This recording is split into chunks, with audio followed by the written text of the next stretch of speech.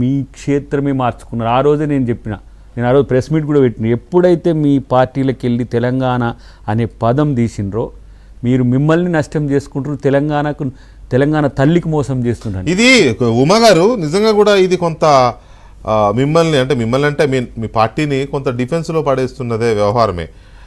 TRS Telangana రాష్ట్ర సమితిని కాస్త తెలంగాణ పదం తీసేశారు. అఫ్కోర్స్ మళ్ళీ అది ఓడిపోయిన తర్వాత మళ్ళీ ఏదో పార్టీ పేరు మార్చాలి అనుకున్నారు కానీ సాధ్యం కాలేదు అంటారు.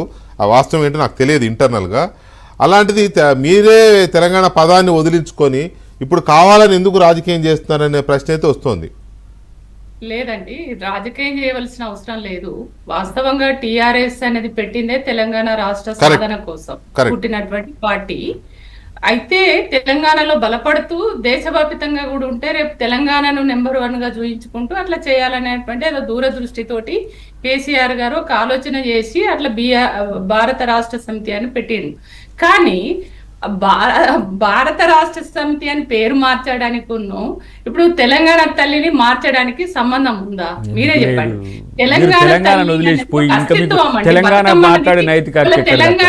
తెలంగాణ తల్లిని మార్చడం అంటే మన అస్తిత్వాన్ని లేకుండా చేయడం కదా. అసలు మీ అస్తిత్వం కోల్పోయింది చూసుకోండి ఫస్ట్. అక్క నేనేమంటున్నా, మీరు తెలంగాణ అనే అస్తిత్వాన్ని కోల్పోయింది, మీరు ఆ నైతికతను కోల్పోయింది మీరు. ఇలా మీ తెలంగాణ పునాదుల మీద పుట్టిన మీరు తెలంగాణను రాజకీయంగా వాడుతున్నారు. ఉద్యమ స్వరూపాన్ని తీసుకున్నది బతుకమ్మ మెయిన్ పాత్ర. బతుకమ్మ కావచ్చు, కనీసం గెజిట్ పక్కన పెట్టు.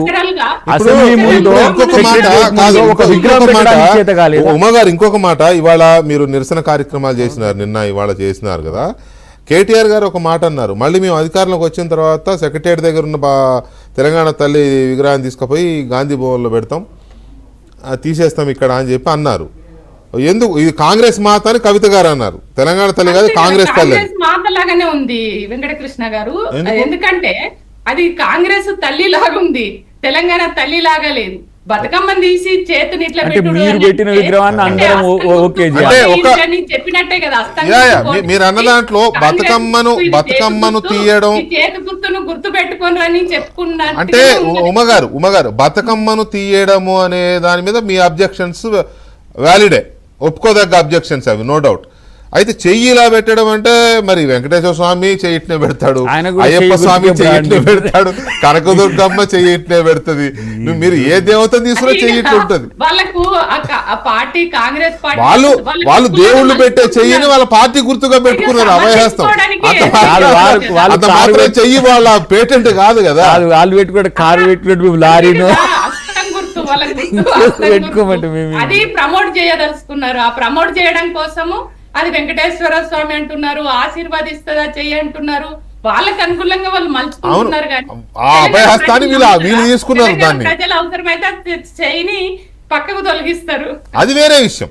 అధికారం ప్రజలకి ఏమంటారు, దాని వ్యతిరేకత ఎక్కువైపోయి వెగట పుట్టింది అనుకోండి, దేన్ని పట్టించుకోరు, చెయ్యిని పట్టించుకోరు.